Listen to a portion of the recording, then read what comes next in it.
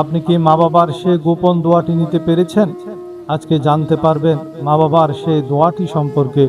সে দোয়া আপনি কিভাবে নেবেন, যে দোয়া নিতে পারলে আপনার ভাগ্য পরিবর্তন হয়ে যাবে, আপনার কপাল খুলে যাবে, মাটি ধরলে সোনা হবে, চারদিক থেকে সুখবর আসবে, সফলতা আপনার কদমে চুমু খাবে, আপনার মনের সব আশা আল্লাহ পূরণ করে দিবেন, আপনার দুনিয়ার জীবন সুন্দর হবে।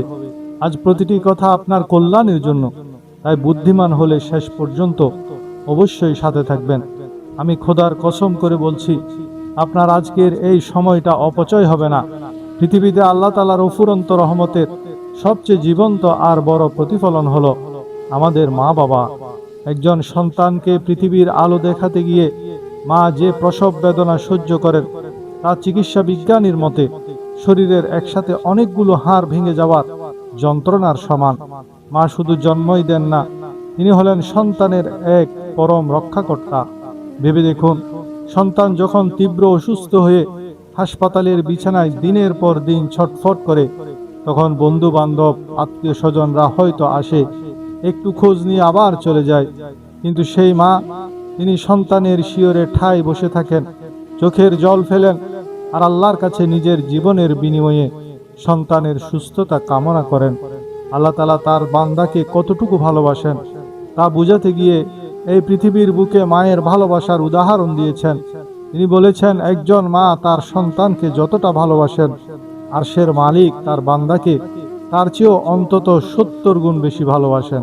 মা যদি হন মমতার নদী, তবে বাবা হলেন সেই বটবৃক্ষ যার ছায়ায় সন্তান তীব্র রোদেও শীতল থাকে। বাবা হলেন সেই মানুষ যিনি হাড় ভাঙা খাটুনি খেটে নিজের ঘাম রক্তে রূপান্তর করে সন্তানের জন্য শীতের নতুন পোশাক কিনে আনেন। অথচ নিজের দিকে তাকালে দেখা যায় তিনি হয়তো বছরের পর বছর ধরে সেই পুরনো তালি দেওয়া পোশাকেই শীত গ্রীষ্ম পার করে দিচ্ছেন। একজন বাবা নিজের বর্তমান এবং ভবিষ্যৎকে কোরবানি করে দেন সন্তানের সুন্দর একটা ভবিষ্যতের জন্য। বাবার এই রক্ত পানি করা উপার্জন আর তাদের মুখ থেকে বের হওয়া দোয়া সন্তানের জন্য জীবনের সবচেয়ে বড় সম্পদ, যা দুনিয়া ও আখেরাতের সফলতার চাবিকাঠি। মা বাবার দোয়া যেমন তীরের মতো লক্ষ্য ভেদে কাজ করে, তেমনি তাদের অবহেলা বা কষ্টের বদদোয়া কত যে ভয়াবহ হতে পারে, তার এক জ্বলন্ত উদাহরণ হলেন ইসলামের প্রখ্যাত মুফাসসির আল্লামা জামাখশরী রাহমাতুল্লাহ আলাইহি। তার একটি পা কাটা ছিল। এর কারণ সম্পর্কে তিনি নিজেই এক ইতিহাস বলে গেছেন। তিনি বলেন, শৈশবে আমি একটি পাখির পা সুতো দিয়ে বেঁধে খেলা করছিলাম। খেলার ছলে হঠাৎ পাখিটির পা ভেঙে যায়। মা জানতো না পাখিটির পা যে আমি ভেঙেছি। মা ঘরের উঠানে পা ভাঙা পাখিটি দেখে ব্যথিত হয়ে নিজের অজান্তে বলে ফেলল যে এ পাখির পা ভেঙেছে, আল্লাহ যেন তার পা ভেঙে দেন। মায়ের সে বুক ভাঙা আকুতি আল্লাহর দরবারে কবুল হয়ে গিয়েছিল এবং শেষ বয়সে এসে এক দুর্ঘটনায় আমার পা কেটে ফেলতে হলো। এটা ছিল আমার মায়ের সেই বদদোয়ার ফল। বিপরীতে মা বাবার প্রতি ভালোবাসা ও সেবা মানুষকে আল্লাহর কঠিন গজব থেকে রক্ষা করে। বুখারী শরীফের সেই বিখ্যাত ঘটনা আমরা অনেকেই জানি। 3 জন ব্যক্তি পাহাড়ি গুহায় আটকা পড়েছিল। যখন একটি বিশাল পাথর এসে গুহার মুখ বন্ধ করে দেয়, মৃত্যুর মুখে দাঁড়িয়ে তাদের মধ্যে একজন আল্লাহর কাছে নিজের একটি নেক আমলের ওসিলা দিয়ে দোয়া করেছিলেন। তিনি বলেছিলেন, হে আল্লাহ, আমি প্রতিদিন আমার বৃদ্ধ মা বাবাকে দুধ পান না করিয়ে নিজে পান করতাম না, এমনকি আমার সন্তানদেরকেও দিতাম না। এক রাতে বাড়ি ফিরতে দেরি হওয়ায় মা বাবা ঘুমিয়ে পড়েছিলেন। আমি তাদের ঘুম ভাঙাইনি, আবার দুধের পাত্র নিয়ে অন্য কাউকেও দেইনি। সারা রাত দুধের পাত্র হাতে তাদের শিয়রে দাঁড়িয়েছিলাম, যতক্ষণ না ভোরের আলো ফুটেছে। এই নিঃস্বার্থ সেবার উসিলা দেওয়া মাত্রই আল্লাহ সেই বিশাল পাথরটি অলৌকিকভাবে সরিয়ে দিয়েছিলেন। মা বাবার অবাধ্য হওয়া শুধু পাপ নয়, এটি একটি ভয়াবহ কবিরা গুনাহ। কিছু গুনাহ এমন আছে যার শাস্তি আল্লাহ পরকালের জন্য বাকি রাখেন না, বরং দুনিয়া এবং আখেরাত উভয় জায়গাতেই দেন। তার মধ্যে প্রধান হলো মা বাবার সাথে অসৎ আচরণ করা। আপনি আজ আপনার মা বাবার সাথে যা করবেন, ঠিক একই জিনিস আপনার নিয়তি হয়ে আপনার সামনে ফিরে আসবে। একটি বুক ফেটে যাওয়া বাস্তব ঘটনা শুনুন। স্কুলের কিছু ছোট বাচ্চাকে একবার একটি বৃদ্ধাশ্রমে নিয়ে যাওয়া হয়েছিল। সেখানে ঘুরে দেখার সময় একটি 10 বছরের ছোট মেয়ে হঠাৎ চিৎকার করে কেঁদে ওঠে, কারণ সেখানে তার নিজের আপন দাদিকে দেখতে পায়। অথচ মাত্র 8 দিন আগে তার বাবা মা তাকে বলেছিল যে দাদি নাকি দূর আত্মীয়ের বাড়িতে বেড়াতে গেছেন। সেই ছোট্ট শিশুটি সেদিন তার নিজের বাবা মায়ের প্রতি এক তীব্র ঘৃণা বুকে নিয়ে বাড়ি ফিরেছিল। মনে রাখবেন, যারা আজ মা বাবাকে বোঝা মনে করে ঘর থেকে বের করে দিচ্ছেন, বৃদ্ধাশ্রমে ফেলে আসছেন, তাদের জন্য পরকালের আগুন তো আছেই, এই দুনিয়াতেও তাদের নিজের সন্তানের হাতে লাঞ্ছিত ও অপদস্থ হতে হবে। এটি প্রকৃতির এক অমোঘ নিয়ম। যদি আপনার কোনো আচরণে মা বাবা কষ্ট পেয়ে থাকেন বা অসন্তুষ্ট হন, তবে দেরি না করে তাদের পায়ে পড়ে ক্ষমা চাইতে হবে। মা বাবা যদি বলেন তারা আপনার উপর সন্তুষ্ট নন, তবে বুঝে নিতে হবে আপনি ক্ষতির মধ্যে আছেন।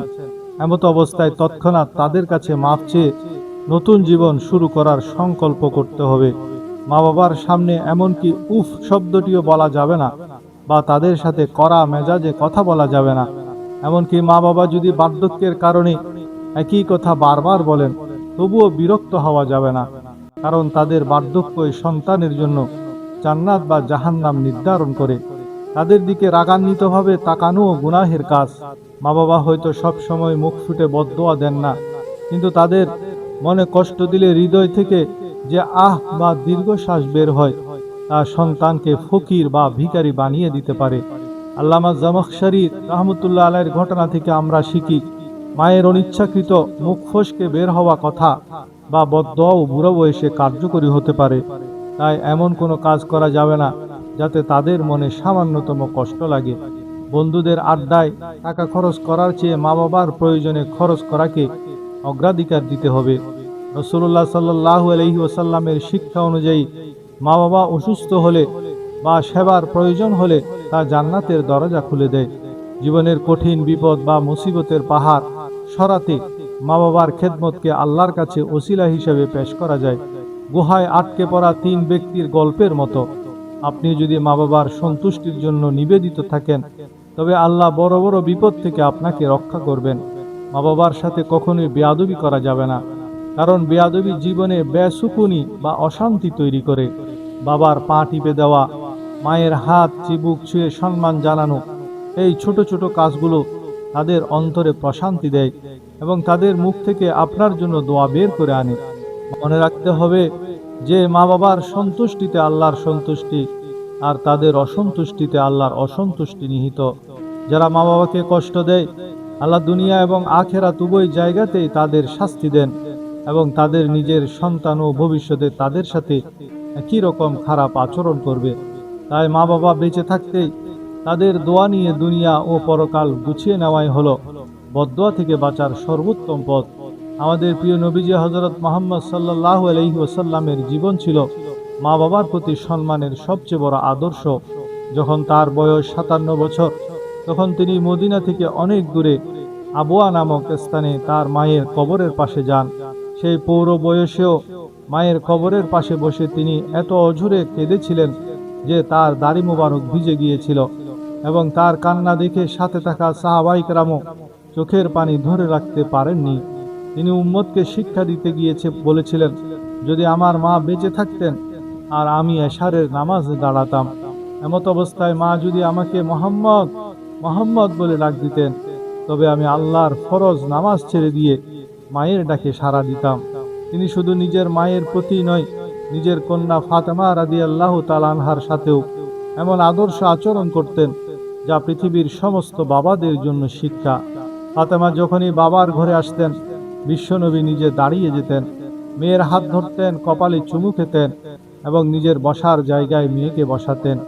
এটি ছিল সন্তানদের প্রতি ভালোবাসা ও পরিবারের নারীদের সম্মানের এক অনন্য শিক্ষা। রাসূলুল্লাহ সাল্লাল্লাহু আলাইহি ওয়াসাল্লামের একজন অত্যন্ত ইবাদতগুজার সাহাবী ছিলেন হযরত আলকামা রাদিয়াল্লাহু তাআলা আনহু।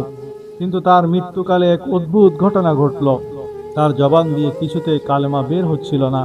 নবীজি সাল্লাল্লাহু আলাইহি ওয়াসাল্লাম এই সংবাদ পেয়ে তার মায়ের খোঁজ নিলেন। জানা গেল আলকামা তার স্ত্রীর কথাকে মায়ের উপর প্রাধান্য দিতেন। যার কারণে তার বৃদ্ধা মা মনে প্রচণ্ড কষ্ট পেয়েছিলেন এবং তার উপর অসন্তুষ্ট ছিলেন। নবীজি তখন আলকামার মাকে নরম করার জন্য একটি কৌশল করলেন। তিনি সাহাবীদের আদেশ দিলেন আলকামাকে আগুনে পুড়িয়ে ফেলার জন্য কাঠ জোগাড় করতে। এই কথা শোনা মাত্রই মায়ের মাতৃত্বের মমতা জেগে উঠে।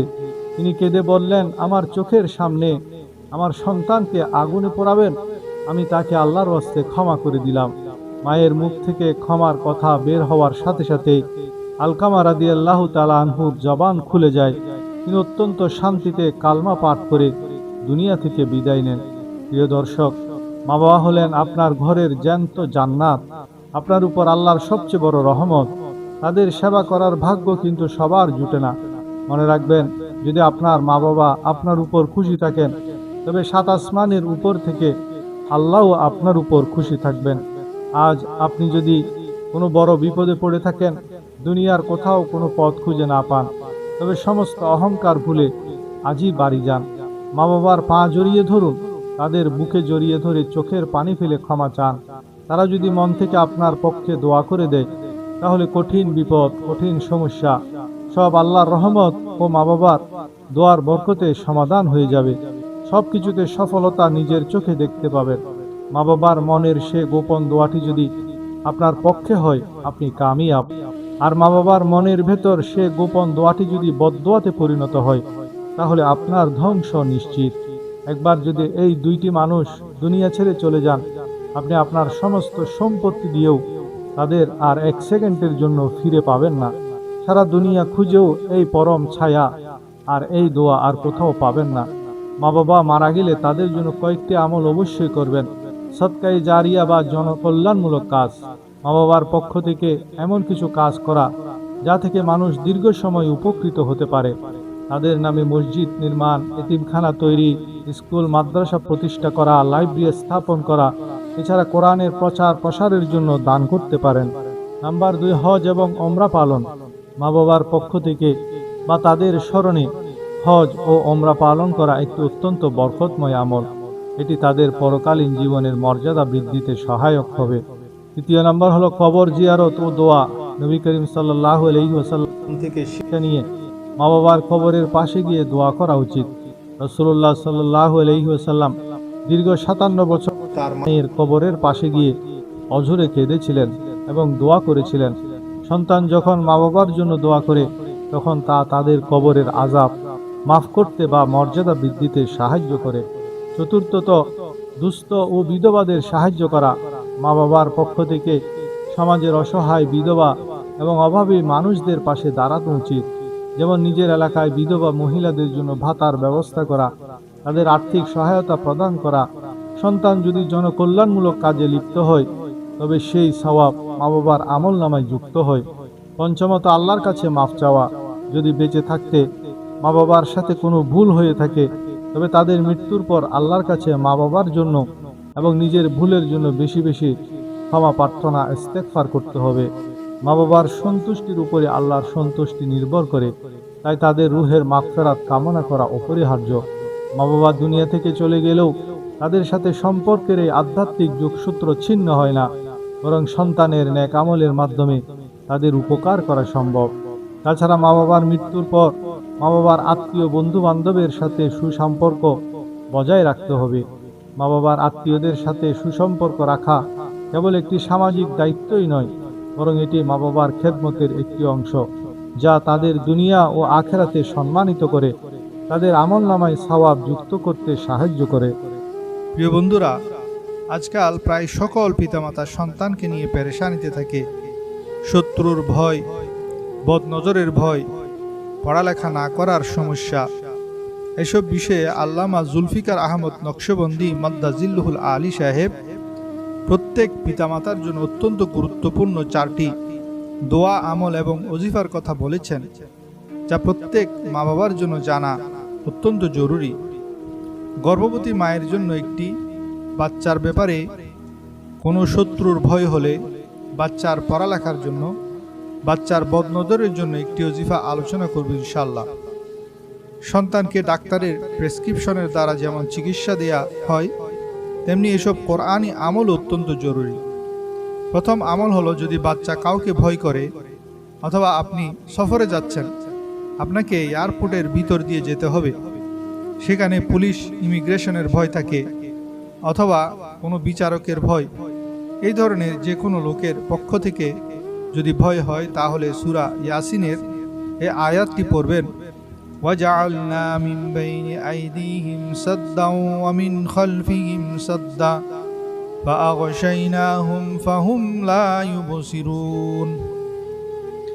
وجعلنا من بين أيديهم سدا ومن خلفهم سدا فأغشيناهم فهم لا يبصرون وجعلنا من بين أيديهم سدا ومن خلفهم سدا ومن خلفهم سدا فأغشيناهم فهم لا يبصرون। এই আয়াত পড়ে যদি সেই শত্রু কিংবা লোক যার পক্ষ থেকে ভয় করেন তার দিকে ফুঁক দিয়ে দিতে পারলে আল্লাহ সত্যি সত্যি সেই বান্দার চোখের উপর পর্দা ঢেলে দেন, ফলে সে আমলকারীকে কোনো কষ্ট দিবে না। আল্লামা জুলফিকার আহমদ নকশবন্দি বলেন, আমি নিজে হাজারো বার আমলটি করে এর ফায়দা পেয়েছি। আজকাল ছোট ছোট বাচ্চাদের সাথে যে সব দুর্ঘটনা হচ্ছে, যে কিডন্যাপ হচ্ছে, ছেলে ধরারা নিয়ে যাচ্ছে, তো এমন কারো পক্ষ থেকে যদি ভয় হয় যারা আপনার ছেলের ক্ষতি করবে, তাহলে পিতামাতা হিসাবে সেই লোকের দিকে আপনি সূরা ইয়াসিনের এই আয়াতটি পড়ে ফুঁক দিয়ে দিবেন। তার শরীরে গিয়ে দিতে হবে, দূর থেকে তার দিকে ফিরে ফুঁক দিলেই হবে। দ্বিতীয় আমল হলো, বাচ্চা যদি পড়ালেখা করে তাহলে সে যেন স্কুলে ভালো পারফর্ম করে, ভালো নাম্বার হাসিল করে, ভালো গ্রেড নিতে পারে। সে যা পড়ে তাই যাতে সহজে শেখা হয়ে যায়, মুখস্থ হয়ে যায়। তার জন্য কোরআনে সূরা আলাম নাশরাহ লাকা সদরাক, আলাম নাশরাহ লাকা সদরাক একটি সূরা আছে, সেটি বাচ্চাকে মুখস্থ করিয়ে দিবেন যদি সে মুখস্থ করার মতো বয়সী হয়। আর সে যখনই পড়তে বসে, চাই স্কুলে হোক কিংবা ঘরে, সে পড়ার শুরুতে যদি এই সূরাটি পড়ে নিজের বুকে ফুঁক দেয়, তাহলে বাচ্চার মুখস্থ শক্তির মধ্যে আশ্চর্যজনক পার্থক্য এসে যায়। এই আমলটি তাদের জন্য বেশি গুরুত্বপূর্ণ যারা কোরআন হেফজ করে। আল্লামা জুলফিকার সাহেব বলেন, আমরা মাদ্রাসায় হাজারো হেফজখানার ছাত্রের উপর এটির আমল করে দেখেছি, তাতে শতভাগ রেজাল্ট এসেছে। আলাম নাশরাহ লাকা সাদরাকা ওয়া ওয়াদা'না আনকা বিজরাক আল্লাযী আনকাদা যাহরাক ওয়া রাফা'না লাকা যিকরাক فإن مع العسر يسرا إن مع العسر يسرا فإذا فرغت فانصب وإلى ربك فارغب। দ্বিতীয় আমলটি হলো, যখন কোনো গর্ভবতী মা সন্তান গর্ভে থাকা অবস্থায় রাতে কোথাও বাহিরে বের হন, তখন তার উচিত সে যেন কয়েকবার এই আয়াতটি পড়ে নেয়, সালামুন আলা নূহিন ফিল আলামিন, সালামুন আলা নূহিন ফিল আলামিন, সালামুন আলা নূহিন ফিল আলামিন। তাহলে এর বরকতে আল্লাহ তাআলা সব ধরনের বদনজর থেকে তাকে, সেই মহিলাকে হেফাজত করবেন। চতুর্থ আমল হলো, অনেক সময় বাচ্চার প্রতি বদনজর লেগে যায়, আর বেশিরভাগ ক্ষেত্রে দেখা যায় বাচ্চার প্রতি মা বাবার বদনজরও লাগে, কেননা মা বাবার সন্তানকে মহব্বতের নজরে দেখে, এতেই বদনজর লেগে যায়। তো আর এই জন্য কোনো আমেলের কাছে যাওয়ার প্রয়োজন নাই। কোরআনে মজিদের একটি আয়াত, ইন্নাল্লাহা সায়ুবতিলুহু ইন্নাল্লাহা লা ইউসলিহু আমালাল মুফসিদিন,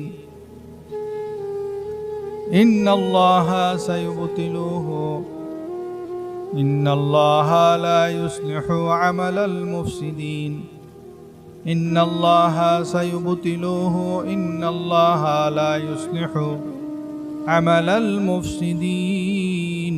এই আয়াতটি 3 বার পড়ে মা কিংবা বাবা বাচ্চাকে দম করে দিবেন, প্রতিদিনই এটি করবেন। তাহলে প্রতিদিন যদি কোনো বদনজরের আসর থাকে, সকাল সন্ধ্যায় যদি আপনি এই আমলটি করেন, তাহলে সেই বদনজরের আসর তার থেকে কেটে যাবে। আল্লাহ তাআলা আমাকে এবং আপনাদেরকে এ আমল এবং ওজিফাগুলি করার তৌফিক দান করুন। আমিন।